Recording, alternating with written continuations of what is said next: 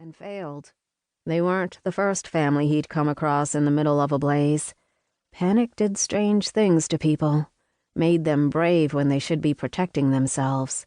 Sacrificing their safety for someone else usually ended with losing everyone.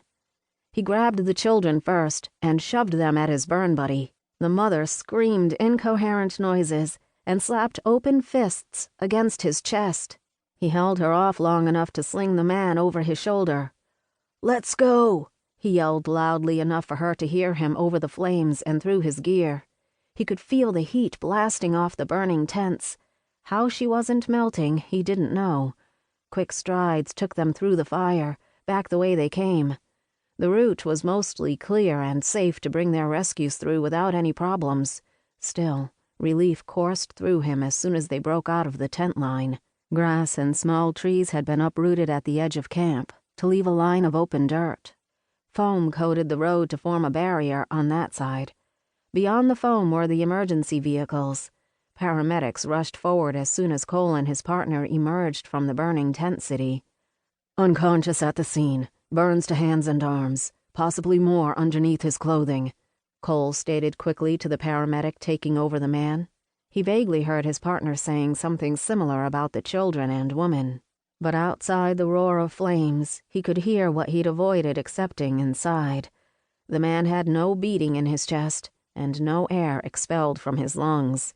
He watched with trepidation as the paramedics pounded on his chest and hooked an oxygen mask over his nose and mouth. He hoped someone had the foresight to make sure the kids didn't see their father slipping away. His bear roared in his middle at the defeat. Cole dug his fingers into his palms to hold the beast back. He needed to get out. Now. No questions, no accusing looks. There were too many people around for his taste. Voices fading away to strangled buzzes in his ears. He turned on his heel and rounded the Bearden engine. Calm. He needed to find his calm. He needed to keep to his human shape. He couldn't let Callum down and let his bear rip out of him in front of all the humans. They were there to make a good impression, show they were just like everyone else. He'd ruin that if he lost control. Inside, he was a tempest. He tried to keep cool and even for the sake of everyone else, but the months of serving as Bearden fire chief had worn him down to nothing. He was glad to let go of command and let his brother Callum take his rightful place as Clan Alpha and fire chief, but being glad didn't lessen the tension that still roiled inside him. Cole ripped off his helmet and chucked it at the engine. His bear wouldn't give him peace, and he hadn't saved that man's life. Fuck! His innards boiled with fury. The fucking civilians didn't listen. The military men didn't listen. And now, at least one family had been ripped apart. Callum and Major Brant Delano drew themselves apart from the crowd. As the men in charge, they oversaw the entire fight against the fire. He didn't need to scent the stinging anger in the air to know Callum wasn't happy. "I don't know where you were stationed before, but this is exactly why we made those suggestions," his brother said with the tone of a man struggling to keep his voice level. "We're not here to babysit a bunch of men and women who shouldn't even be camping here."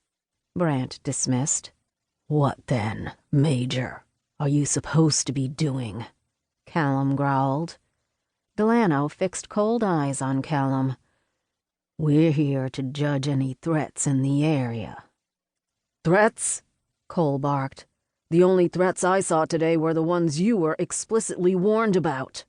The commotion drew a crowd. Callum tried to push him back into the clan and cut off the problem before it truly began, but Cole didn't hear him. He couldn't see him through the hazy anger that clouded his vision. "At least one man died today. Maybe this wouldn't have happened if you'd listened to us in the first place." Cole shoved at Delano's chest.